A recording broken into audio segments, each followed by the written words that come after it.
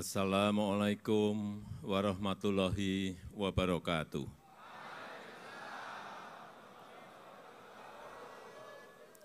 Bismillahirrahmanirrahim. Alhamdulillahirabbil alamin. Wassalatu wassalamu ala asrofil anbiya'i wal mursalin. Sayyidina wa habibina wa syafi'ina wa maulana Muhammadin. Wa alihi wa sahbihi ajma'in amma ba'du.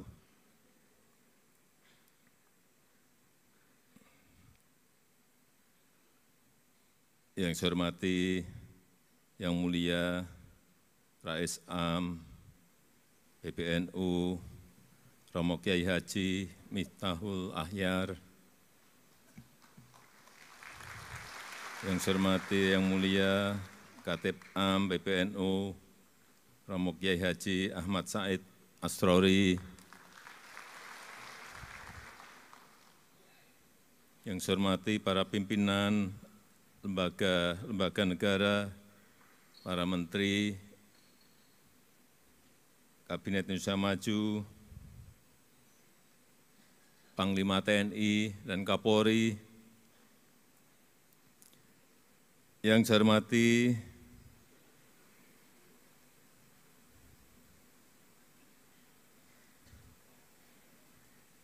Ketua Umum PBNU beserta seluruh jajaran, yang saya hormati Ketua Umum GP Ansor, sahabat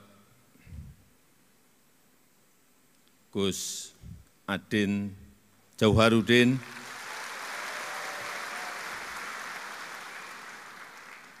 beserta seluruh jajaran pengurus baru,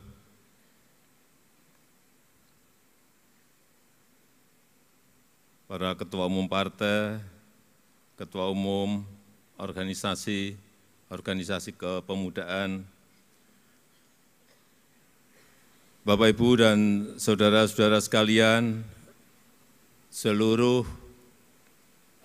anggota GP Ansor dari seluruh tanah air yang hadir pada sore hari ini,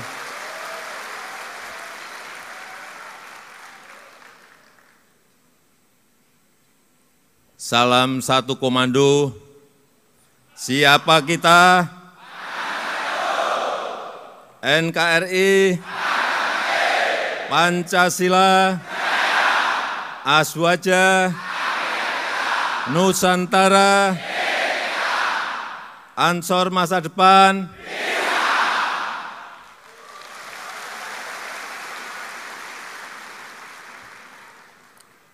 Biar enggak sendirian, saya juga minta dikawal Banser 2.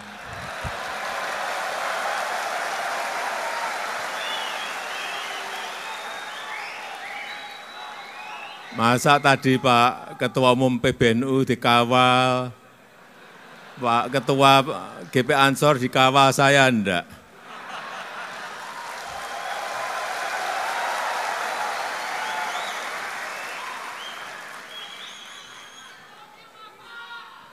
Nah, gini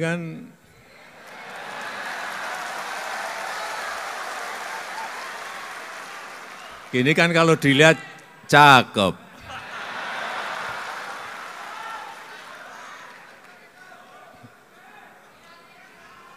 Tadi saya mendengar Mars GP Ansor, betul-betul saya merinding. Ansor maju satu barisan, 1000 rintangan patah semuanya.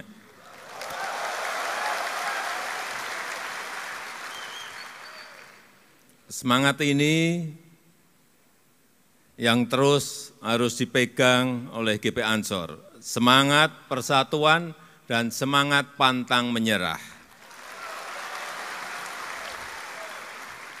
Dalam menjaga simpul kebangsaan dan dalam menjaga hubul waton minal iman.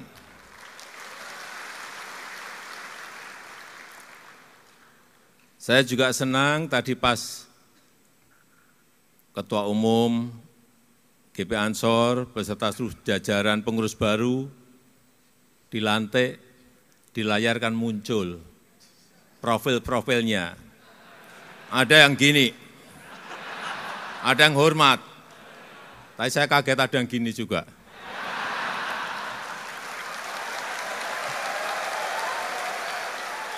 Ada yang juga gini, saya nggak tahu ini apa artinya gini. Artinya GP Ansor memang kreatif-kreatif.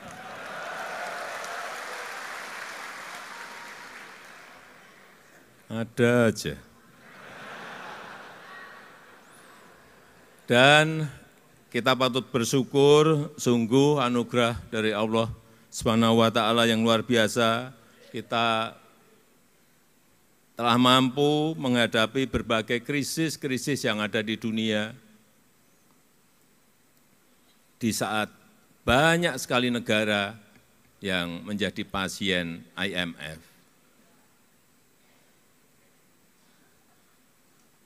Lebih dari 96 negara menjadi pasien sekarang ini.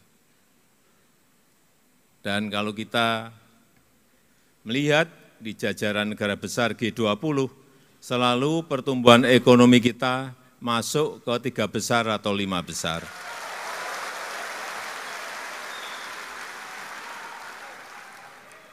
Apa yang ditakuti oleh negara-negara di seluruh dunia saat ini ada 3. Yang pertama yang berkaitan dengan kurs. Kalau di Indonesia ya rupiah dengan dolar. Kuat mana? Kuat rupiah atau kuat dolar? Begitu kuat dolar, hati-hati, ada harga-harga yang akan naik. Tetapi kalau kuat rupiah, nah harga barang-barang terutama yang impor itu menjadi jauh lebih murah. Inilah yang ditakuti oleh negara-negara, semua negara. Kurs, kemarin kita agak ngeri juga waktu kurs rupiah ke dolar melompat di atas 16.000 rupiah, 16.200. Kita sudah mulai ketir-ketir karena negara lain juga melompat lebih dari itu. Yang pertama kurs. Yang kedua harga minyak. Hati-hati, perang di Palestina yang mengikut sertakan Iran dalam kancah perang itu juga mengkhawatirkan dunia sehingga harga minyak sempat naik. Apa yang terjadi kalau minyak naik? Jangan dianggap remeh. Perang yang jauh dari kita bisa berpengaruh kepada Indonesia. Kalau harga minyak naik karena produksi Iran turun, artinya apa? Semua barang-barang akan ikut naik. Kelihatannya enggak ada hubungannya perang yang ada di Palestina dengan Indonesia yang jauh. Ada. Kalau harga minyak naik,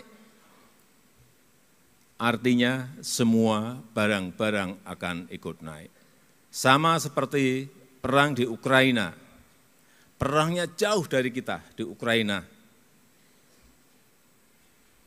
Tapi harga gandum melompat saat itu hampir ada yang sampai 50%. Karena gandum itu berasal dari Ukraina dan dari Rusia yang banyak.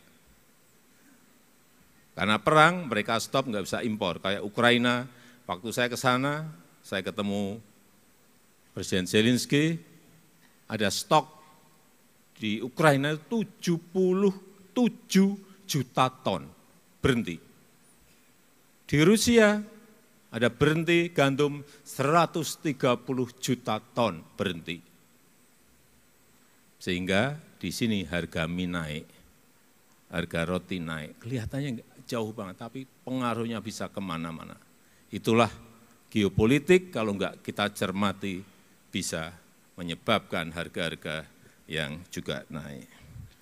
Kemudian yang ketiga yang ditakuti oleh semua negara, yang namanya bunga pinjaman.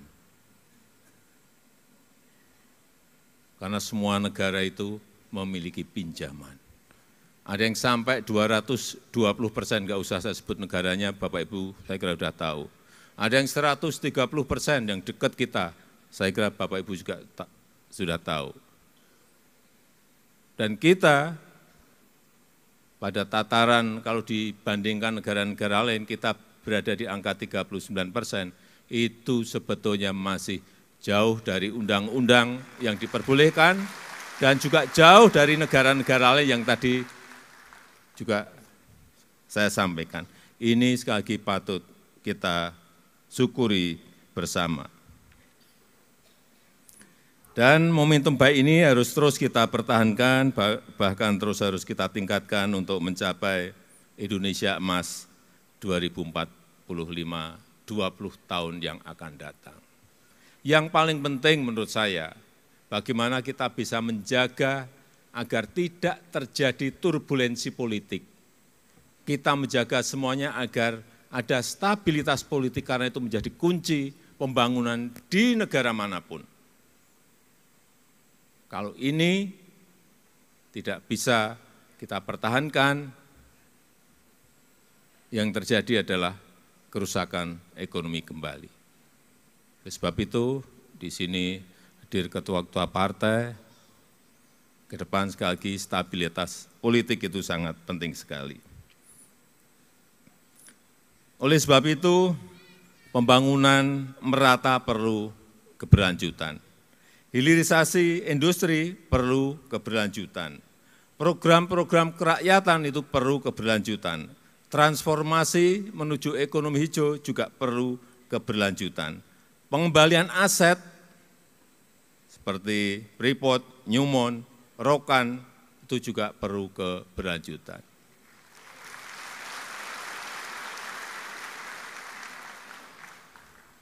Saya cerita sedikit mengenai Freeport. Karena dalam pengambil alihan Freeport menuju sekarang 51% dari semula 9% itu memerlukan waktu 3,5 tahun, dan kita bekerja diam-diam. Enggak ada yang tahu. Tahu-tahu kita ambil alih. Dan sebentar lagi, insya Allah dalam bulan-bulan depan ini, kita akan tambah lagi menjadi 10%, menjadi 61%. Dan kalau sudah 61%, perkiraan keuntungan yang ada di Freeport itu 70 sampai 80% itu kan masuk ke kas negara kita. Baik dalam bentuk royalti, BPH badan, BPH karyawan, dalam bentuk biaya ekspor, biaya keluar, semuanya kalau kita kumpulkan akan berada pada jumlah yang sangat besar. Dan sekali lagi, kalau kita berbicara Freeport, itu bukan milik Amerika lagi, tapi sudah menjadi milik negara kita Indonesia.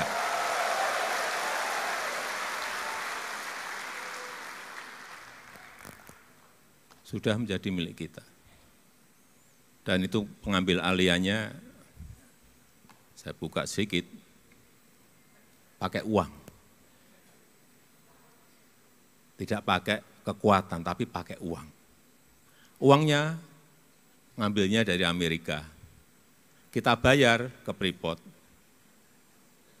Dalam 4 tahun pasti akan sudah lunas. Insya Allah tahun ini sudah lunas.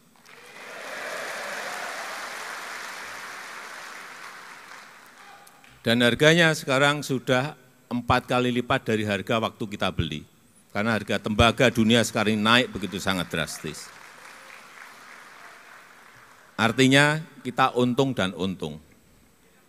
Untungnya saat itu pemiliknya mau melepas. Karena kondisi goncangan ekonomi saat itu. Meskipun juga saya banyak ditakut-takuti saat itu, waktu proses pengambil alihan, Pak hati-hati, Papua bisa bergolak. Besoknya ada lagi, Pak hati-hati, Papua bisa lepas dari Indonesia.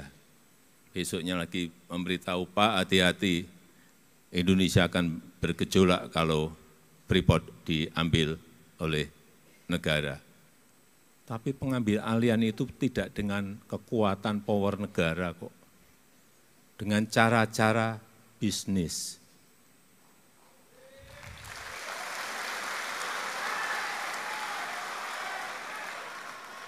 tapi dapat.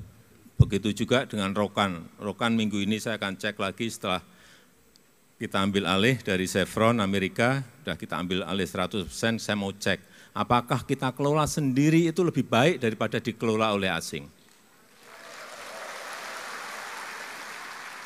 Karena ada dua kemungkinan, bisa lebih baik, bisa tidak lebih baik. Dan saya harapkan nanti minggu depan saya ke Rokan, moga-moga hasilnya lebih baik dari sebelumnya. Ada yang hafal Pancasila? Karena nanti 1 Juni, sebentar lagi akan menjadi hari lahir Pancasila. Ada yang hafal Pancasila? Tunjuk jari.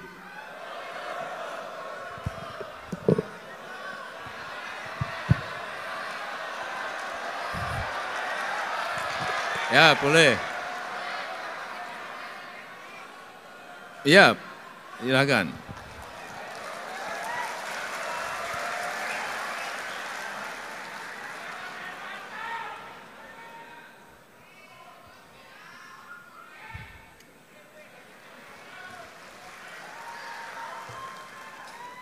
Ternyata putri. Mohon maaf. Silakan, silakan. Dekat saya enggak apa-apa.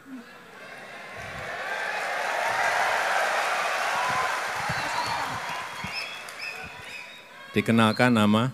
Suherlina dari Depok. Suherlina dari Depok, Basada. Suherlina, Pak. Mbak Suherlina dari? Depok, asal dari Gresik. Depok. Langsung, Pancasila, 1. Bismillahirrahmanirrahim. Pancasila, 1. Ketuhanan yang Maha Esa. 2. Kemanusiaan yang adil dan beradab. 3. Persatuan Indonesia. 4. Kerakyatan yang dipimpin oleh hikmat kebijaksanaan dalam permusyawaratan perwakilan. 5. Keadilan sosial bagi seluruh rakyat Indonesia. Terima kasih sahabat semua.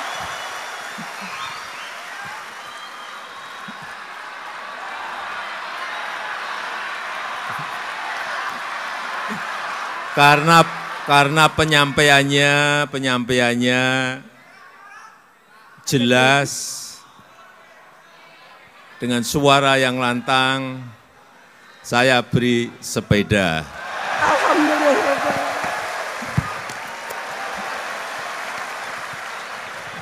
Enggak tahu. Oh, bawa. Silakan. Masya Allah, tabarakallah, Masya Allah. Yeah. Terima kasih Pak Presiden. Yeah, kasih. Terima kasih Pak Presidenku, Masya Allah.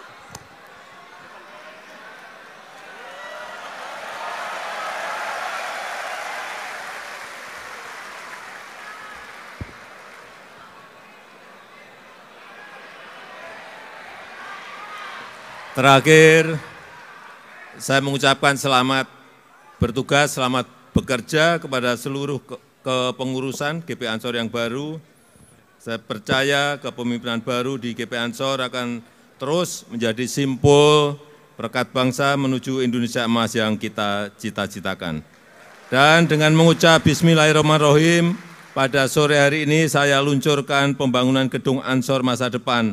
Terima kasih. Wassalamualaikum warahmatullahi wabarakatuh. Mohon izin berkenan Bapak Presiden tetap berada di atas panggung. Kami turut mengundang naik ke atas panggung Rois Am PBNU, Ketua Umum PBNU, Ketua Dewan Penasehat PPGB Ansor, Ketua Umum PPGB Ansor, Menteri Sekretaris Negara, Panglima TNI, dan Kapolri.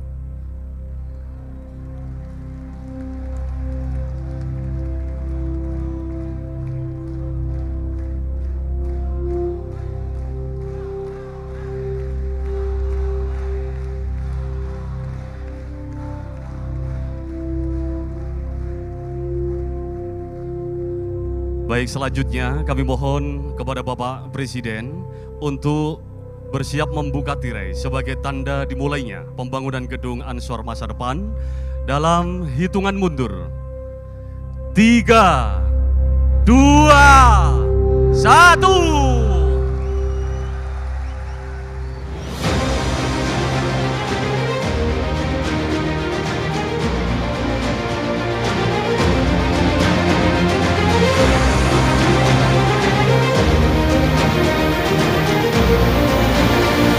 Dengan demikian, pembangunan gedung Ansor masa depan secara resmi telah diluncurkan. Semoga menjadi sarana yang bermanfaat untuk mengakselerasi kemajuan bangsa, kegemilangan Ansor, dan kedikdayaan Nahdlatul Ulama.